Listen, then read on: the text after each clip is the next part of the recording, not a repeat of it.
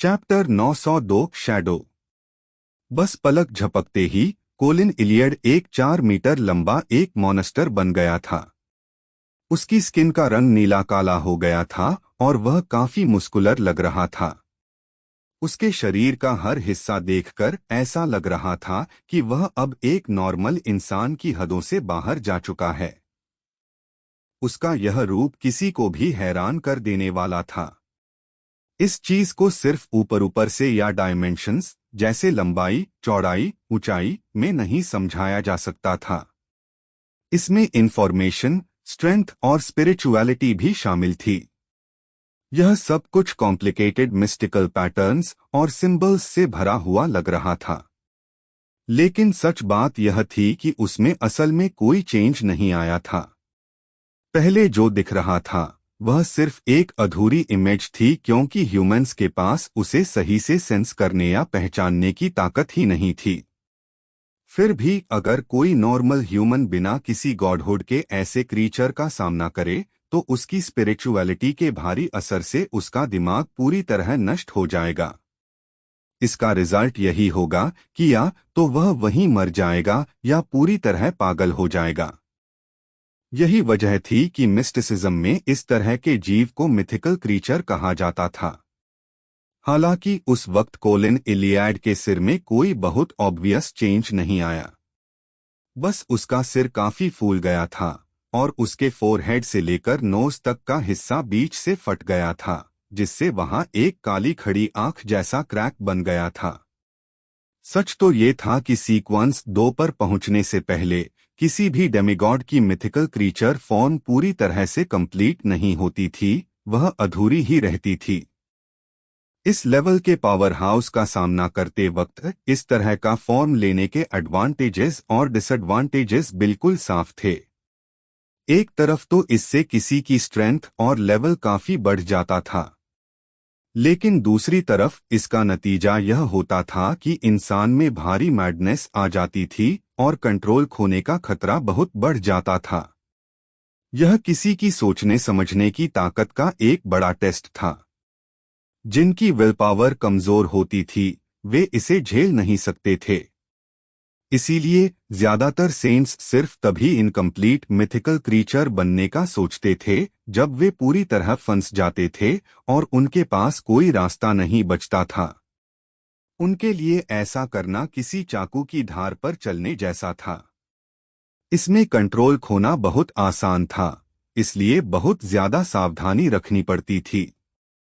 ज्यादातर समय 2 तरह के हालात होते थे। एक तरफ वो लोग थे जो अपनी डिजायर्स और ईविल साइड में पूरी तरह डूब जाते थे, और दूसरी तरफ वो जिनकी विल पावर और माइंड बहुत मजबूत होता था। पहले तरह के लोग अगर मिथिकल क्रीचर बनते तो वो अपना कंट्रोल खो देते और फिर कभी वापस इंसान नहीं बन पाते। लेकिन दूसरे तरह के लोग इसे एक बैटल टैक्टिक की तरह इस्तेमाल कर सकते थे बिना पागल हुए। फिर भी यह नॉर्मल नहीं था। इसे बार बार इस्तेमाल करना ऐसा था जैसे अबिस के किनारे पर डांस करना। हर बार इस्तेमाल करने पर खतरा बढ़ता जाता था। सिटी ऑफ सिल्वर की काउंसिल में चीफ कोलिन इलियड उन गिने चुने लोगों में से थे जो डीमन हंटर के रूप में अपने मिथिकल क्रीचर फॉर्म को कंट्रोल कर सकते थे। उसने अपने हाथों में 2 सोर्ड्स पकड़ रखी थीं, जिन पर अलग अलग तरह के ऑइंटमेंट्स लगे हुए थे। जैसे ही उसने अपना राइट फुट आगे बढ़ाया, जमीन हिलने लगी और वह कूदकर ऑल्टर के ऊपर पहुंच गया। वहां उसने उस फॉर्मर चीफ पर झपट्टा मारा जिसका शरीर सफेद पंखों से ढका हुआ था। उसकी उस जायंट बॉडी के अंदर और बाहर से सुबह की पहली किरण जैसी लाइट निकल रही थी। इस रोशनी ने वहां के अंधेरे को दूर कर दिया और पीछे बह रही उस इल्यूजनरी रिवर में जो डरावने क्रीचर्स थे उन्हें प्यूरिफाई कर दिया। उसी वक्त वेट चरमॉन्ट अपने ड्रैगन स्लेइंग बो का लगातार इस्तेमाल कर रहा था। वह उस फॉर्मर चीफ, जो अब एक अनजान मॉन्स्टर बन चुका था, के चारों तरफ घूमते हुए उस पर चमकदार सिल्वर लाइटनिंग एरोज की बारिश कर रहा था। लोविया ने अपनी आंखें बंद कर ली थीं। उसके पीछे खड़ा 5 मीटर लंबा सिल्वर आर्मोर्ड नाइट धुंधला होकर आगे बढ़ा। वह अपनी इल्यूसरी ग्रेट स्वॉर्ड को घसीटते हुए सीधा ऑल्टर की तरफ दौड़ा। उसके चलने से जमीन पर क्रैक्स पड़ गए जिनसे सिल्वर लाइट बाहर निकल रही थी। इसके अलावा शेपर्ड एल्डर लोविया के पैरों के पास जो शैडोज एक गुच्छे की तरह पड़ी थीं, वो अचानक ऐसे हिलने डुलने लगीं जैसे उनमें जान आ गई हो। वह शैडो तेजी से लोविया को छोड़कर आगे बढ़ी। वहां फैले अंधेरे और रोशनी के बीच से होते हुए वह ऑल्टर के ऊपर रखे लोहे जैसे काले कॉफिन की तरफ लपकी। हालांकि उसका टारगेट वह म्यूटेटेड फॉर्मर चीफ नहीं था, बल्कि वह पतली और धुंधली ब्लैक ट्यूब्स थीं जो उसके शरीर में घुसी हुई थीं और इन्फिनिटी तक जा रही थीं। जैसे ही क्लेन रियल वर्ल्ड में वापस आया, उसे लहरों के टकराने की तेज आवाजें सुनाई दीं। उसने सुना कि सड़कों पर प्रोस्टिट्यूट्स डर के मारे चिल्ला रही थीं और चुप होने का नाम नहीं ले रही थीं। थोड़ा सरप्राइज होकर वह विंडो के पास गया। 2 बेतरतीब बनी बिल्डिंग्स के बीच से उसने देखा कि पोर्टो हार्बर के बाहर आसमान में गहरे रंग के बादल जमा हो गए थे। एक काला तूफान समुद्र की सतह से आसमान तक फैला हुआ था, जिसमें डार्क सिल्वर लाइटनिंग चमक रही थी और वह चुपचाप सब कुछ डिस्ट्रॉय कर रहा था। ऐसा लग रहा था जैसे अपोकलिप्स का दरवाजा खुल गया हो। शहर के अंदर वॉइड अब ट्रांसल्यूसेंट हो गई थी। खुले मुंह वाले स्कल्स, बच्चों के चेहरों वाली वाइन्स, खून से सने हाथ और दांतों वाले अजीब स्लाइमी टेंटेकल्स, ये सब रियलिटी और इल्यूजन के बीच की बाउंड्री पर टक्कर मार रहे थे। यह नजारा बहुत डरावना था। इससे कई पायरेट्स के पैर डर के मारे कांपने लगे और कोई भी सड़क पर रुकने की हिम्मत नहीं कर सका। सब पास की बिल्डिंग्स में भाग गए। जो रेट्स और शैडोज दिख नहीं रहे थे, वो इधर उधर उड़ रहे थे। वो लोगों के कानों के पास आकर चिल्लाने की कोशिश करते, लेकिन उन्हें छू नहीं पा रहे थे। उस पल ऐसा लगा जैसे पोर्टो हार्बर उस नर्क में बदल गया है जिसे अंडरवर्ल्ड कहते हैं। सब कुछ बहुत अजीब, डार्क और क्रेजी था। क्लेन ने थोड़ा फ्राउन किया, क्योंकि उसे अंदाजा हो गया था कि क्या हो रहा है। जब उसने ग्रे फॉग के ऊपर डिवाइनेशन की थी, तो उसने उस मौजोलियम के अंदर गहराई में छुपे किसी ऑब्जेक्ट को गुस्सा दिला दिया था। उसी गुस्से की वजह से बरसर्क सी और पोर्टो हार्बर का मौसम बदल गया और यहाँ अंडरवर्ल्ड जैसा माहौल बन गया। इसका मतलब है कि वो मौजोलियम पक्का बरसर्क सी में ही कहीं छिपा हुआ है। शायद यह डेथ का छोड़ा हुआ कुछ है, या हो सकता है कि यह न्यूमिनस एपिस्कोपेट के आर्टिफिशियल डेथ प्रोजेक्ट से जुड़ा हो। क्लेन ने अपनी नजर हटाई और जल्दी से एक रिचुअल सेटअप किया। उसने अजिक्स कॉपर विसल को ग्रे फॉग के ऊपर वाली मिस्टेरियस स्पेस में सैक्रिफाइस कर दिया। उसने ऐसा इसलिए किया ताकि वह अनजान और ईविल ऑब्जेक्ट उसे ढूंढ न सके। ऐसा करने के बाद उसने विंडो से बाहर देखा जहां अब हालात धीरे धीरे काम हो रहे थे। उसने खुद पर हंसते हुए कहा, क्या शानदार वेलकम है। हम न्यूमिनस एपिस्कोपेट पक्का बरसर्क सी की इस गड़बड़ को नोटिस करेगा। देखना होगा कि वो अब क्या करते हैं।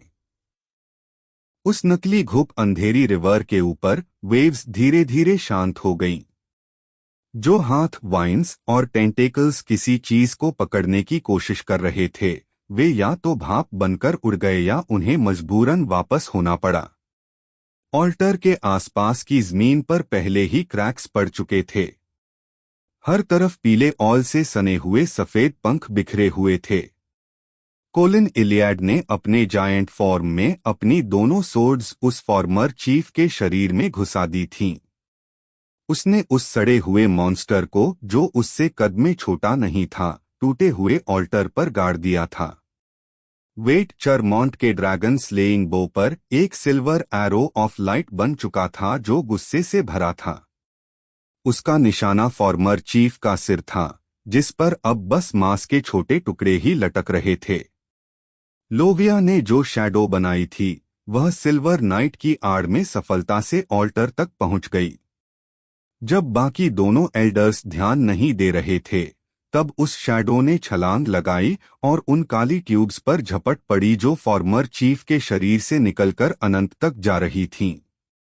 जैसे ही वह बिना शरीर वाली ट्यूब्स के पास आई, शैडो का रंग और गहरा हो गया। वह कालापन ऐसा लग रहा था जैसे उसमें इंसानियत के सबसे गंदे और ईविल थॉट्स भरे हों। तभी ऑल्टर के आसपास एक भारी आवाज गूंजी, फेट। उस शैडो के सामने का हिस्सा तुरंत अंधेरा हो गया और तब उसे एहसास हुआ कि उसने गलती से जायंट लाइक कोलिन इलियाड के ऊपर छलांग लगा दी है। कोलिन ने नीचे उसकी तरफ देखा, उसकी आंखें एक ब्रिलियंस से चमक रही थीं। यह वैसा ही था जैसे एक लंबी रात के बाद अंधेरे को चीरते हुए रोशनी की पहली किरण आती है। वह लाइट और तेज हो गई और मौजोलियम से बाहर फूट पड़ी। फिर वह लाइट वापस कोलिन इलियाड की भारी भरकम बॉडी पर गिरी। वह घुप काली शैडो एक सिजल आवाज के साथ भाप बन गई और वह हिलना डुलना कम होते होते पूरी तरह गायब हो गया। डीमन हंटर कोलिन ने पीछे मुड़कर लोविया को देखा, बिना कुछ बोले और बिना किसी एक्सप्रेशन के। ऐसा लगा जैसे कुछ हुआ ही नहीं था। उसने जल्दी से अपनी नजर हटाई और बची हुई रोशनी को सीधा फॉर्मर चीफ की डुअल सोर्ड्स में डाल दिया। लोविया वहां आंखें बंद किए खड़ी रही। उसके चेहरे पर कोई डर नहीं था, बल्कि उसने धीरे से एक आह भरी। सिटी ऑफ जेनरोसिटी भयम में एल्जर विल्सन ने आर्टिसन के घर पहुंचने से पहले कई बार गोल गोल चक्कर लगाए ताकि अगर कोई काल्पनिक ट्रैकर्स या मॉनिटर्स उसका पीछा कर रहे हों तो वह उनसे बच सके। फिर उसने डोरबेल बजाई। उसने सुना था कि आर्टिसन को हाल ही में कोई बीमारी हो गई थी और आसपास कुछ अजीब जासूस देखे गए थे। एल्जर का पहला शक डेमोनिस सेक्ट पर गया, लेकिन ध्यान से सोचने पर उसे लगा कि आर्टिसन की पसंद को देखते हुए वह उनके चार्म का सामना नहीं कर पाएगा। डेमोनेसिस को इतना पेचीदा रास्ता अपनाने की जरूरत ही नहीं थी। उन्हें बस अपनी उंगली घुमानी थी और अपना चार्म दिखाना था और वह आर्टिसन सब कुछ उगल देता और हर बात मान लेता। इसलिए एल्जर को यकीन था कि इस मामले की कोई और वजह है। वह खुद जाकर देखना चाहता था ताकि मिस्टिकल आइटम की डिलीवरी में देरी न हो। वह बिना किसी अच्छी वजह के अपने कैरेक्टरिस्टिक और मटेरियल्स खोना नहीं चाहता था। डोरबेल बजते ही आर्टिसन का मेन डोर खुला। एक दुबले और सांवले अधेड़ उम्र के आदमी ने एल्जर को देखा और कहा, तुम यहाँ क्यों आए हो? यह और कोई नहीं बल्कि आर्टिसन सील्फ था, जो एल्जर के साथ कई सालों से काम कर रहा था। उसका बैकग्राउंड किसी को नहीं पता था। एल्जर ने लापरवाही से पूछा, तुमने तो कहा था कि तुम बीमार हो? सील्फ ने उबासी लेते हुए कहा, मैं अब बेहतर हूं। एल्जर थोड़ा चौंका और उसने इधर उधर देखा। वो अजीब जासूस कहाँ है? सील्फ की आंखों के नीचे सूजन थी और उसकी भूरी आंखों में थकान और बेताबी साफ दिख रही थी। कौन जाने, वैसे भी उस स्नूपर का कोई अतापता नहीं है। कुल मिलाकर मैं जल्द ही घर बदल रहा हूं। यहां रहना बहुत डेंजरस है। एल्जर ने राहत की सांस ली। यह अच्छी बात है, उसने एक पल रुककर कहा, क्या तुम मुझे ड्रिंक के लिए अंदर नहीं बुलाओगे? तुम्हारे जैसा आदमी जिसे सिर्फ तेज नशा वाली अल्कोहल चाहिए, वो अच्छी शराब की कद्र नहीं कर सकता। सील्फ ने अपने हल्के पीले बाल को खींचा और रास्ता देने के लिए एक तरफ हट गया। एल्जर गंभीरता से अंदर चला गया और बस एक नज़र में उसने पूरे कमरे का जायजा ले लिया। इसी के साथ ये चैप्टर यहीं खत्म हो जाता है। अगले चैप्टर में हम देखेंगे कि एल्जर और द हर्मिट के बीच टेरो क्लब में बातचीत और आर्टिसन की स्थिति पर चर्चा होगी। डैनिट्स और एक निराश एंडरसन का पूर्वी बालम में करेंगे जर्नी। प्लीज सपोर्ट मी और वीडियो को लाइक शेयर करें।